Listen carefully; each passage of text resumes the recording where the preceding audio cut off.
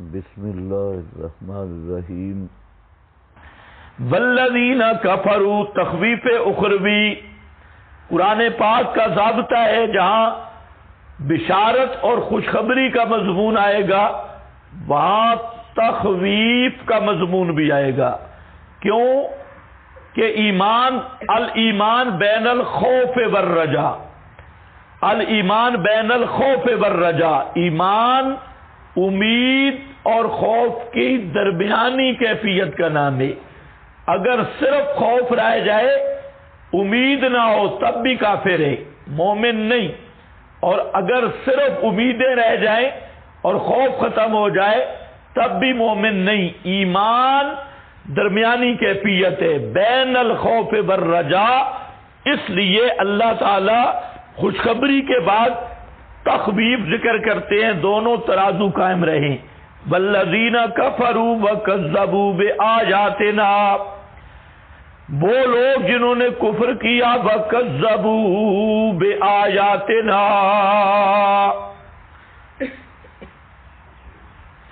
والذین کفروا وکذبوا، وہ لوگ جنہوں نے کفر کیا اور تکذیب کی۔ کیا معنی؟ تکذیب کفر نہیں ہے؟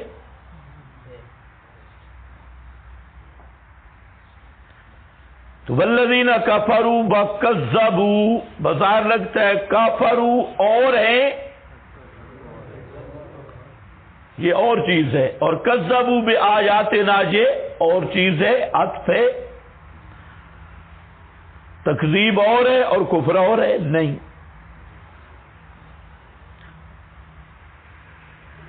والذین کفروا وکذبوا، واو تفسیریہ بناؤ تو بہت خوب ہوگا۔ والذین کفروا، وہ لوگ جنہوں نے کفر کیا، یعنی جھٹلایا ہماری آیات کو،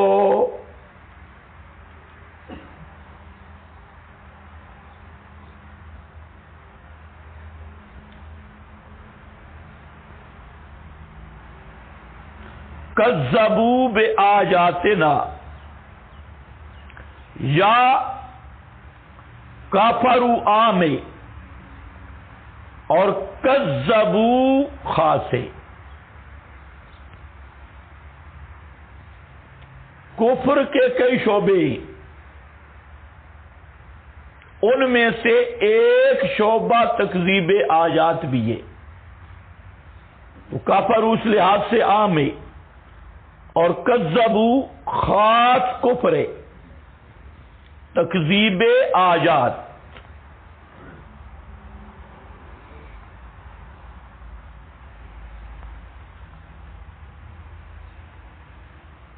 یہ بات سمجھ گئے؟ کفروا عام ہے، کذبوا خاص ہے، خاص کفر ہے۔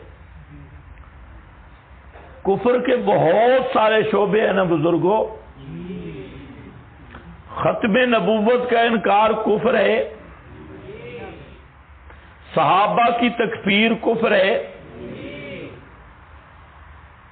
شرک کفر ہے،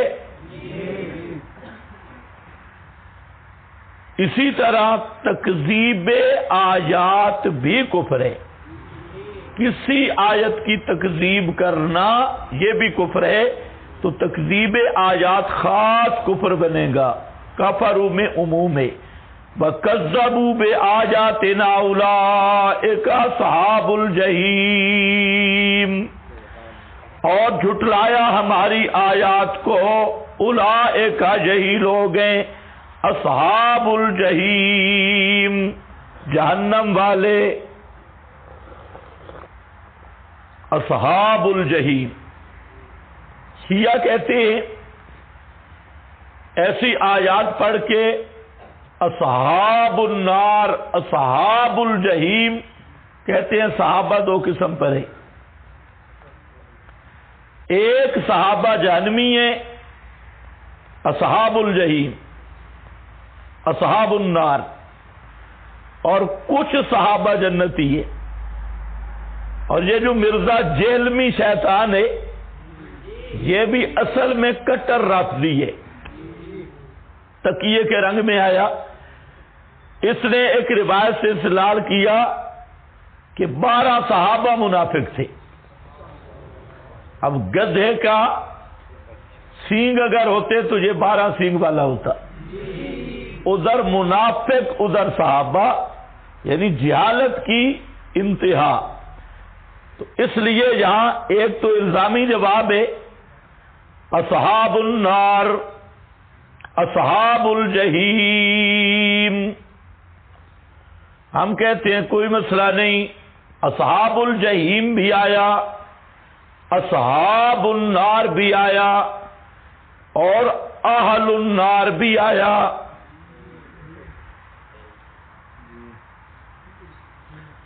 اہل النار معلوم ہوتا ہے کچھ اہل بیت جنتی ہیں، کچھ جہنمی ہیں. پھر کیا ہوگا؟ کیونکہ وہ تو اہل بیت 5 کو مانتی. یہ الزامی جواب دے رہا ہوں، خدا کے لیے سمجھنا، ہاں میرے ذمہ نہ لگا دینا. اہل النار کا بھی پھر وہی معنی ہوگا کہ کچھ اہل بیت جنتی، کچھ اہل بیت جہنمی، اور ان کے نزدیک اہل بیت کتنے ہیں؟ 5. تو ہم کہتے ہیں ذرا متعین کرو جہنمی ان میں کون ہے، جنتی کون ہے؟ بس اب بریک فیل ہیں. اب کہ نہیں یہ لغوی اہل ہے، تو ہم کہتے ہیں یہ لغوی اصحاب ہے. جو جواب دو گے وہی جواب آئے گا. یا تو اہل بیت 5 میں سے 2.5 کو جہنم میں مان لو، اہل النار، یا پھر وہاں اگر تم معنی بیان کرنے کا حق رکھتے ہو تو ہم بھی معنی بیان کرنے کا حق رکھتے ہیں. تو پھر آؤ اہل النار اصحاب النار، جس طرح اہل النار سے اہل بیت کا جہنمی ہونا ثابت کرنا کفر ہے، اسی طرح اصحاب الجحیم کے لفظ سے بعض صحابہ کو جہنمی کہنا بھی کفر ہے. تو اہل بیت وہ اصطلاحی معنی ہے اور صحابی اصطلاحی معنی ہے صاحب النبی، اور ہمیشہ مضاف الیہ سے مضاف کا مقام بدل جاتا ہے. مضاف الیہ سے مضاف کا مقام بدل جاتا ہے. آل فرعون بھی آ چکا ہے، مضاف الیہ فرعون، اور آل النبی بھی آ چکا ہے. دونوں کا مقام کا فرق کس سے؟ مضاف الیہ سے.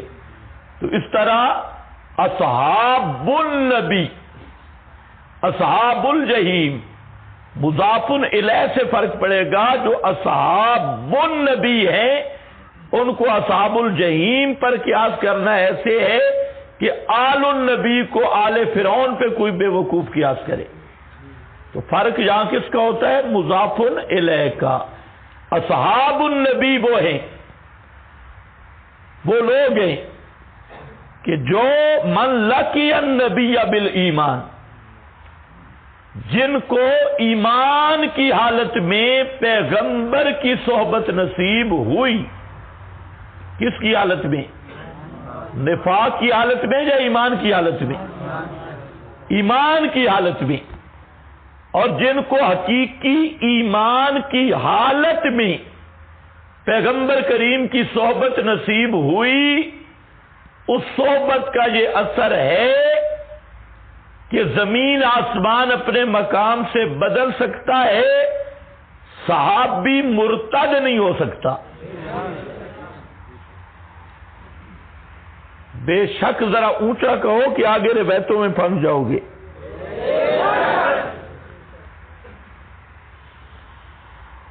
جہاں ارتداد کا مسئلہ ہے یاد رکھو صحابہ میں ایک بھی مرتد نہیں،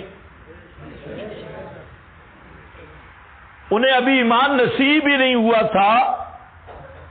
وہ لوگ اندر سے منافقین تھے یا مذبذبین تھے، شاکین تھے جو اسلام سے پھرے. تو جب شک اور نفاق یہ ایمان کے ساتھ جمع نہیں ہوتا، صحابی وہی ہوتا ہے من لقی النبی بالایمان، جو ایمان کے ساتھ پیغمبر کی مجلس نصیب ہو، شک کے ساتھ نہیں، نفاق کے ساتھ نہیں، ایمان کے ساتھ۔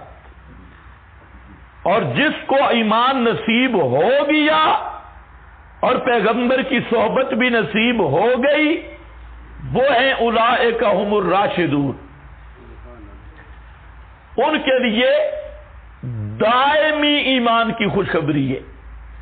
ان کا ایمان ایسا پکا ہے، ربط علی القلوب کے درجے کا ایمان۔ بھائی آپ میں اولیاء اللہ بھی بہت بیٹھے ہیں، دعا کریں بجلی آ جائے۔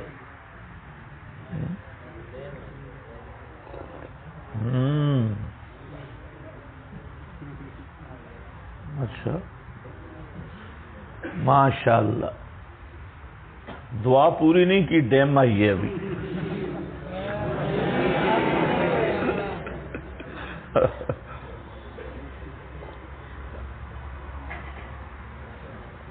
ماشاء اللہ بڑے مستجاب الدعوات ہیں، صبح یہی دعا کرنی تھی، سبق کا بہت سارا وقت ضائع ہوا۔ ہاں بھائی، اصحاب الجحیم، کیا بات عرض کر رہا تھا؟ صحابی مرتد نہیں ہوتا،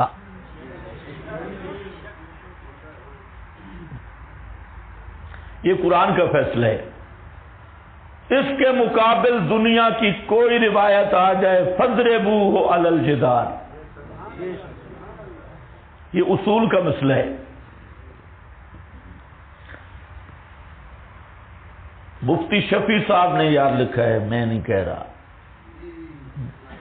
باقی حضرات نے بھی لکھا۔ مفتی شفیع صاحب نے مقام صحابہ ایک رسالہ ہے، اس میں مفتی شفیع صاحب کہتے ہیں کہ صحابہ کی عظمت، ثقافت، عدالت یہ نص قطعی سے ثابت ہے۔ اس کے مقابلے میں خبر واحد صحیح آئے، بخاری مسلم سے آئے، جو کسی صحابی کی عدالت، ثقافت کے خلاف ہوگی، تو اصول ہے کہ نصوص قطعیہ کے مقابل اخبار احاد کی کوئی حیثیت نہیں۔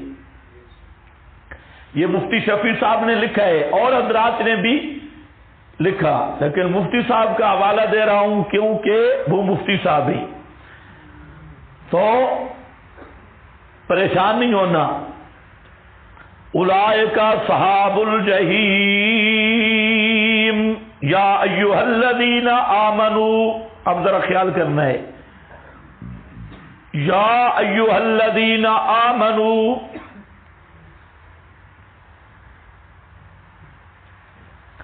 ایک عبارت رہ گئی آپ کے پاس اوپر، وہ ہے کونوا قوامین پر، قوامین للہ، وہ فائدہ نمبر 1 لکھا ہے۔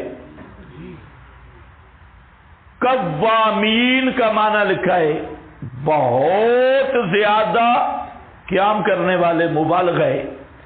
کس میں؟ بے حقوق لازمہ، وکیل اے لیکن من عادتکم القیام بالحق، یا اس کا معنی ہے حق کے ساتھ کھڑا ہونے کی عادت بنا لو۔ کونوا قوامین، حق پر ڈٹ جانے کی عادت بنا لو۔ تمہاری عادت ہونی چاہیے جہاں حق ہے تم اسی پہ ڈٹ جاؤ، شخصیت پرستی چھوڑ کر، پارٹی بازی چھوڑ کر، تعصب قومی چھوڑ کر، جہاں حق کا مسئلہ ہو، لیکن من عادتکم القیام بالحق فی انفسکم بالعمل الصالح وفی غیرکم بالامر بالمعروف ونہی عن المنکر اپنے حق میں کیا ہے، اپنے آپ کو شریعت کا پابند بنا لو، انفرادی رنگ ہے، اپنے اوپر قائم رہو، اپنے آپ کو شریعت کا پابند بنا لو، دین کا پابند بنا لو، اور دوسروں کے لیے کیا ہے، فی غیرکم بالامر بالمعروف والنہی عن المنکر، دوسروں کو امر بالمعروف کرو اور برائی سے روکو، وہ تینوں درجات ہیں ساتھ،